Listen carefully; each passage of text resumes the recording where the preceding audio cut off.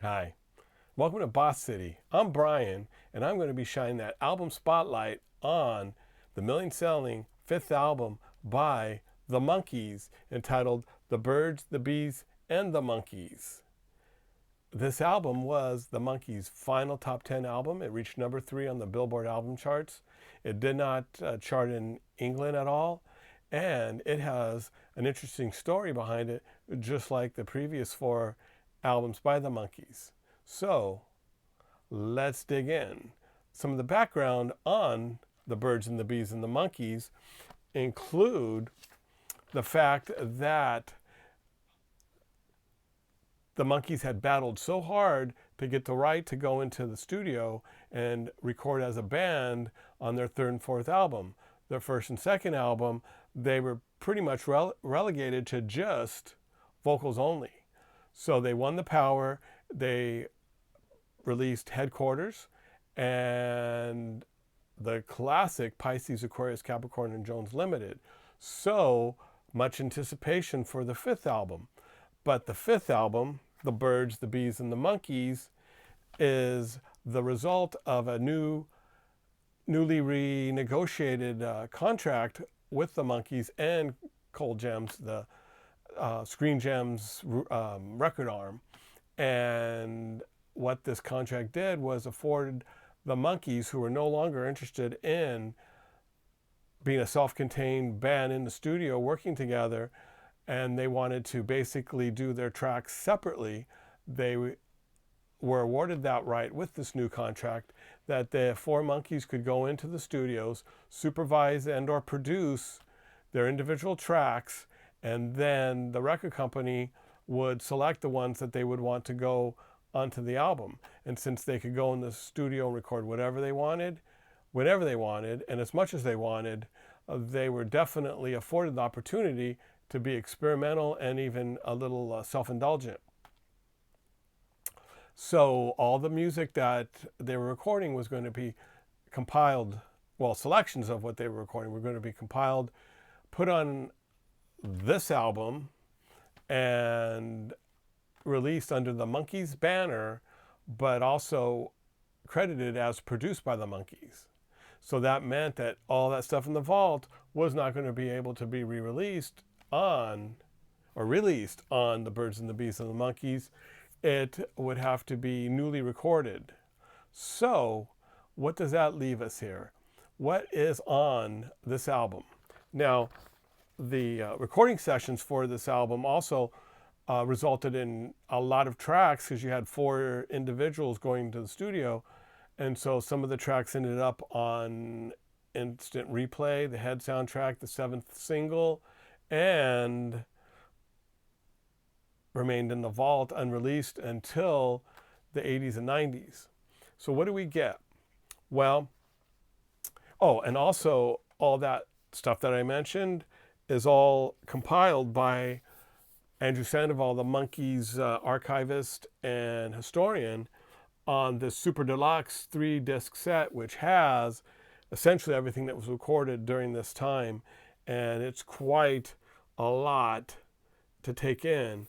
Very interesting stuff, some great stuff, some quirky stuff, some confusing stuff. But we're going to be focusing in on the 12 tracks from the original release. First up is Dream World, which is a collaboration from Davy Jones and Mike Nesmith's friend from Texas, Steve Pitts. And it was one of Davy Jones's first songs, which he's claimed is very much inspired by Dream Girl, a song that he recorded on his pre-Monkees album back in '65. And so this song, Dream World, is a pretty basic song, but the production helps it rise above the pretty ordinary song that it is.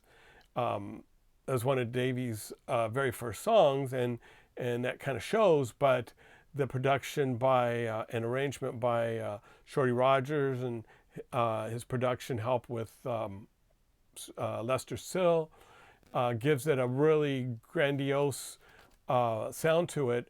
It puts me in the mind of something that Petula Clark was doing in that era, with the big British record production. So I like it, and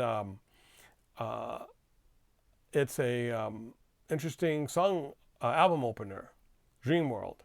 The second song on Birds and the Bees and the Monkees is Auntie's Municipal Court, which was written by Michael Nesmith and Keith Allison. Micky sings lead on it, and Mike sings harmony. And it's the only song produced for this album that features more than one Monkee. Keith Allison, at the time, had been appearing on one of ABC's Dick Clark shows, Where the Action Is. And very shortly he would be joining, if he hadn't already, be joining the Paul Revere and the Raiders.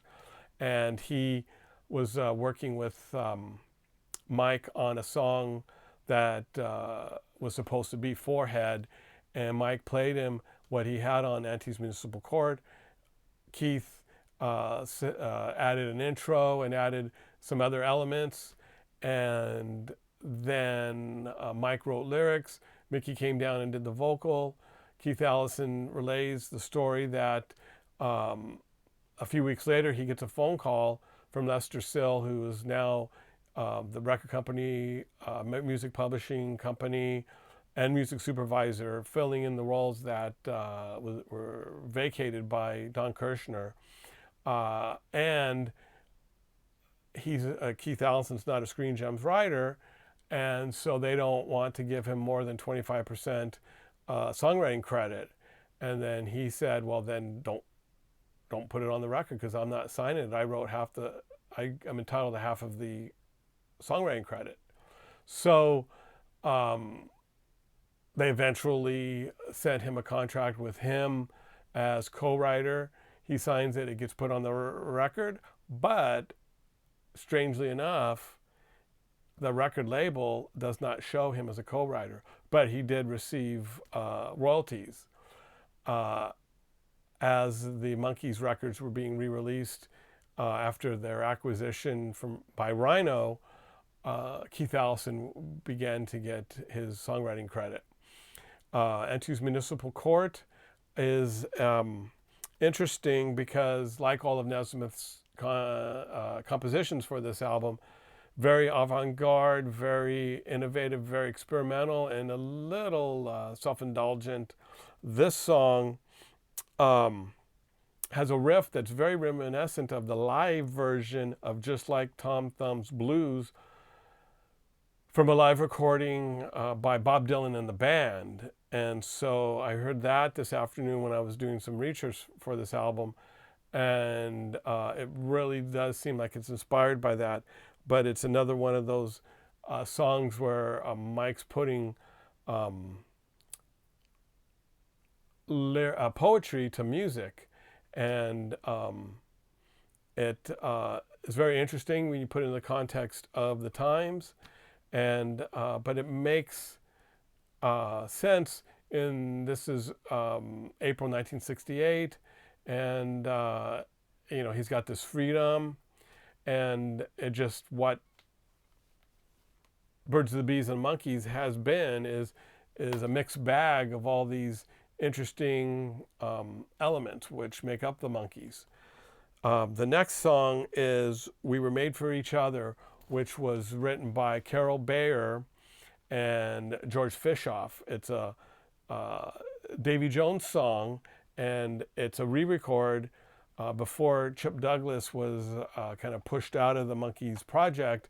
He'd recorded a version with session men with hopes of Davy recording it, and it's shown up on one of these box sets. In fact, I think it is on this box set, and it's very good. It's very more natural, more authentic than this version. But this version, which was produced by Lester Sill and Shorty Rogers and Davy, is very good. It's a big production. It's a sweet song, and it's kind of in Davy's wheelhouse, so he does a really good job on it. But the version that Chip Douglas produced, I thought, had more heart to it. But this is one of these songs that goes through my head over and over again. Like I was listening to this album the last couple of days, and this song resonates with me to this day. We Were Made for Each Other, one of Davy Jones's contributions to Birds, the Bees, and the Monkees. The fourth song is Tapioca Tundra, which has some interesting tidbits about it.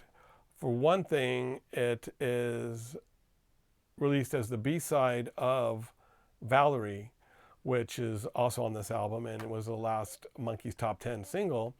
And Tapioca Tundra is Michael Nesmith's esoteric poetry set to music, and it's a bizarre production where there's just a constant Latin rhythm with these esoteric poetry being recited with his voice being distorted in some way.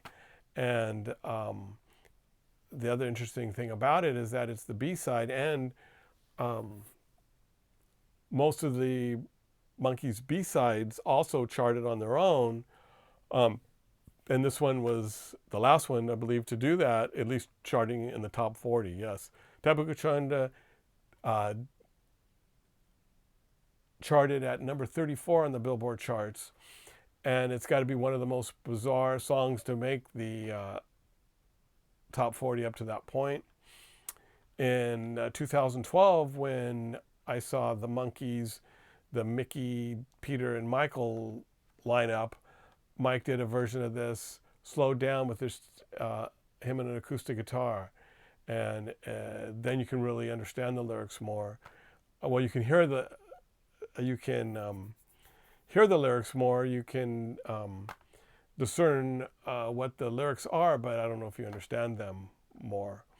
But Tapioca Tundra is Michael's only lead vocal by the Monkees that made the top 40. Interesting. His two other Monkee vocals that made the Hot 100 were Listen to the Band and Good Clean Fun from the Monkees Present. So the next song on the Birds and the Bees and the Monkees side 1 is the classic Daydream Believer. Now this song had been released, 6-7 months earlier in 1967, and is the classic Monkee song, the most classic Davy Jones vocal.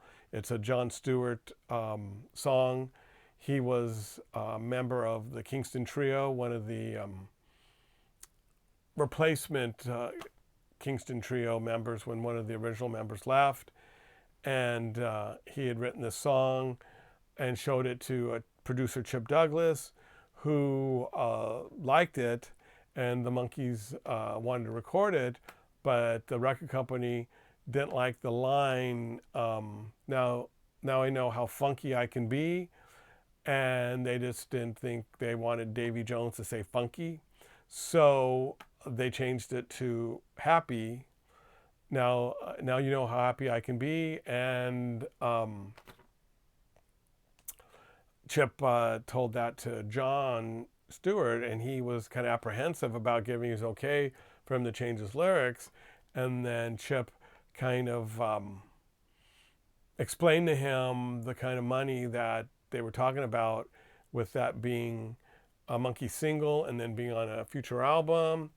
And John Stewart decided to be more happy than funky, and the Monkees made the change, and the song became a million-selling single. And on this million-selling album, The Birds, the Bees, and the Monkees. Rounding out side 1 is Righting Wrongs, And this is a song written and lead vocals by Michael Nesmith and produced by Michael Nesmith, even though it was going to be credited to the Monkees as producers.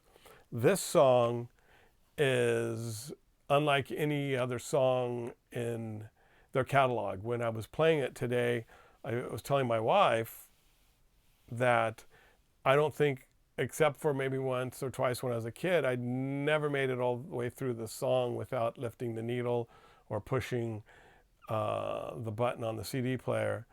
And I think I made it through today. I almost pushed it. It is quite an interesting thing. Being maybe older in 1968, I might have thought differently of it, but it's definitely Mike at his most adventurous.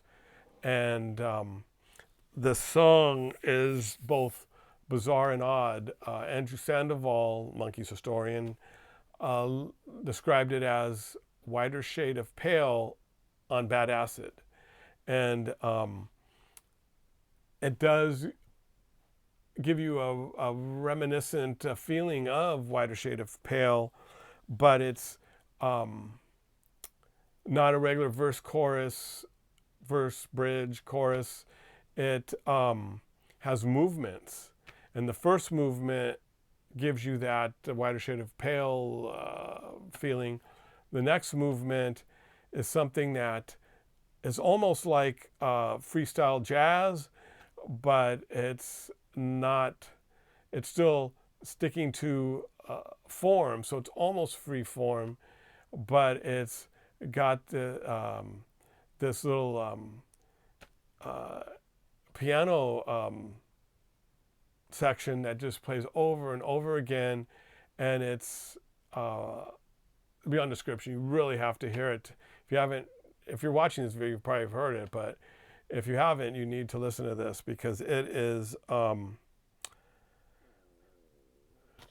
indescribable in many senses, but it's the longest Monkee track. It's over 5 minutes, back when most songs were 2:40. A long song was considered 3 minutes. This is over 5 minutes long. And what's interesting is that there was a lot of songs in the vault, which I guess they couldn't use because they would have been not produced by the Monkees. But Peter Tork was spending a lot of time in the recording studio recording tracks as he was allowed to do, and several of his tracks would have been, in my opinion, more suited for this album than Righting Wrongs by Michael Nesmith.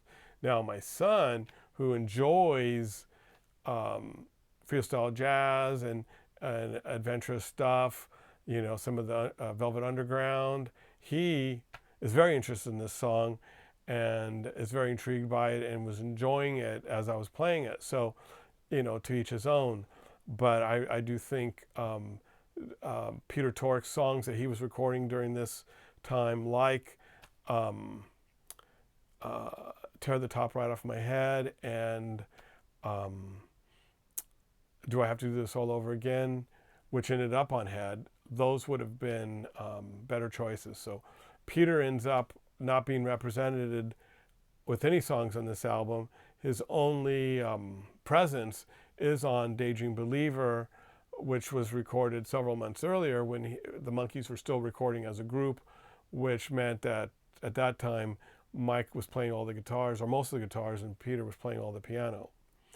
And so Daydream Believer also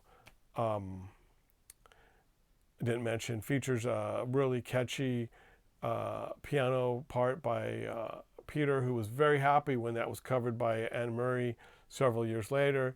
They used his piano part, and so that's his only representation on Birds, the Bees, and the Monkees. So we're going to flip the record over and look at side 2. Side 2 features I'll Be Back Up on My Feet, which is a lead vocal by Micky. It's a song written by Sandy Linzer and Denny Randell.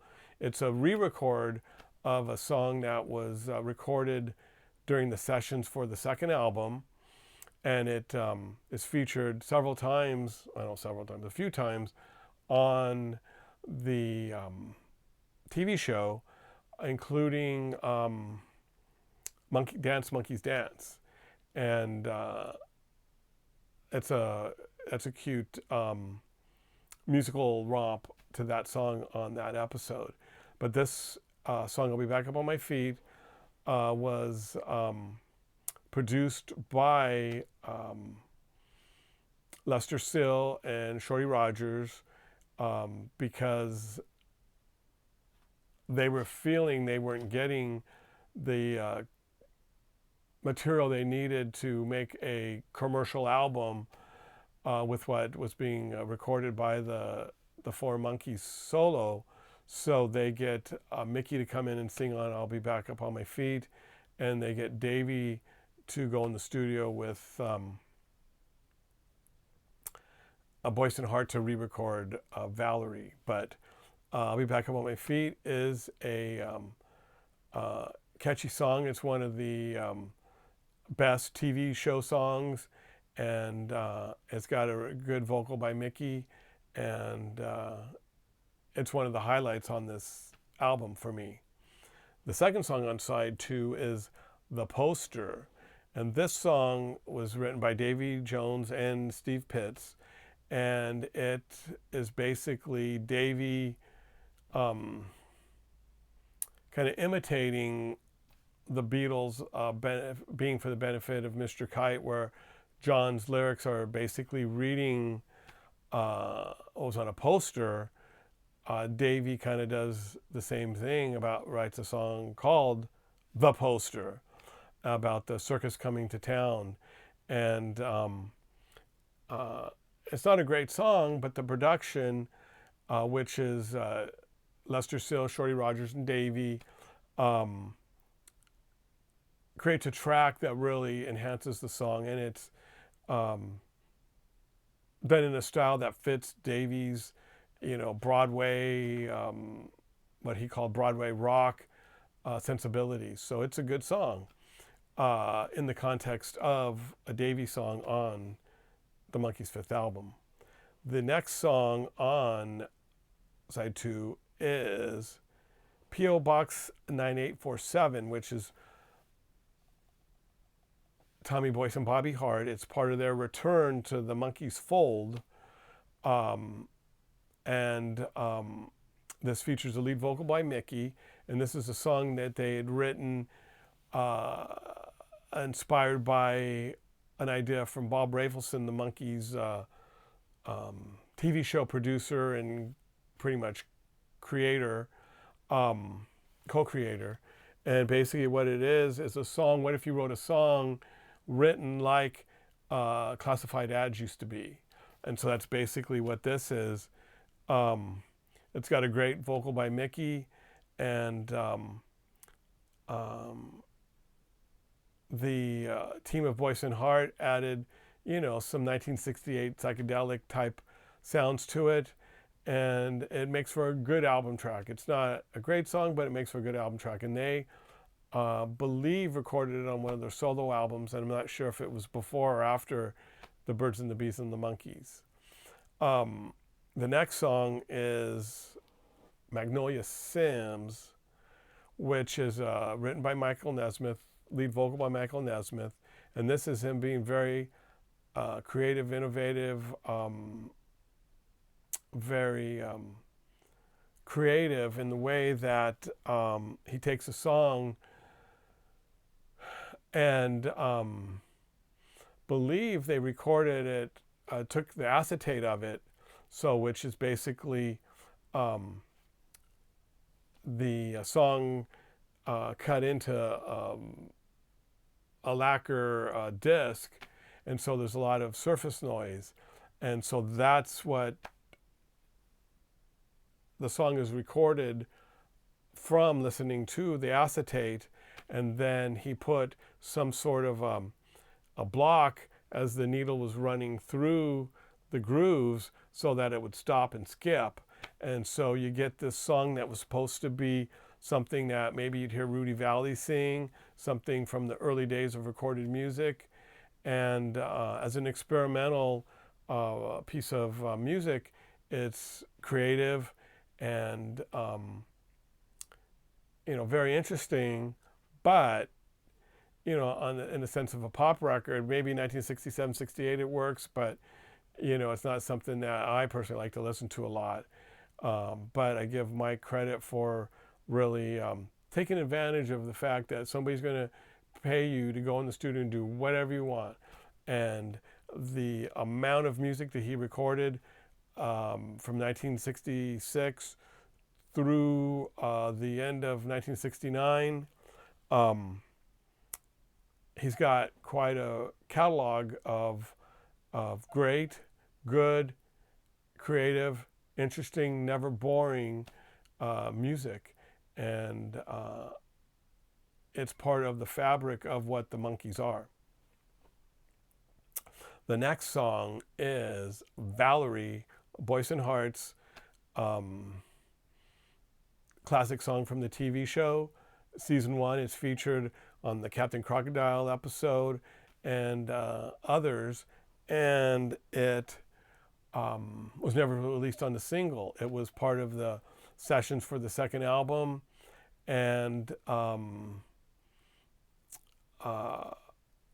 it was never put on. It missed the second album, and then by then the Monkees were in control, and so it laid in the vault. Then when they're looking for something commercial to put on the Birds and the Bees and the Monkees, they could not use the Boyce and Hart's original version because it had been filed with the Musicians Union as produced by Tommy Boyce and Bobby Hart. So Lester Sill calls them and said, hey, can you guys come back and produce this like you did the first time, but not take credit as producers? So they did, and they got Louis Shelton to imitate his guitar solo, and this time they added horns, which I'm still not sure if I like the horns added or not, but it's top 3 single. The Monkees' last trip to the top 10, and it's one of their classic songs, Valerie. The final song on The Birds and the Bees and the Monkees is Zorn Zam, and this is a song written by Bill Chadwick, another friend of Michael Nesmith, and his brother John Chadwick. And essentially, it's a song about 2 kings who staged a war and nobody came. And so in the context of the times of 1968, it was timely. And it is the final musical song by the Monkees on the final episode of the Frogger's Caper, the final episode of the Monkees. And it's playing over the Monkees' attempt to get to the spaceship. And if you've seen the Monkees TV show, you know what I'm talking about. And this song has a vocal by Micky Dolenz, and it was produced by Micky along with Shorty Rogers and Lester Sill, but it's definitely a Micky Dolenz production, and it was a nice way to end this album. As a kid, I was really interested in the imagery of some of the lyrics, but I do enjoy it.